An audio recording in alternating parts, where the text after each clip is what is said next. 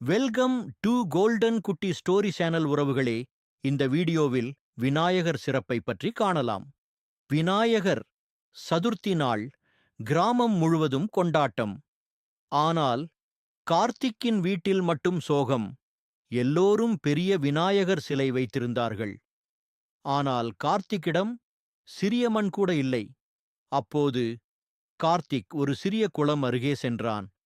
அங்கு இருந்த மண்ணை எடுத்து தன் கைகளால் ஒரு சிறிய விநாயகரை உருவாக்கினான். கிராம மக்கள் அவனை பார்த்து சிரித்தார்கள்.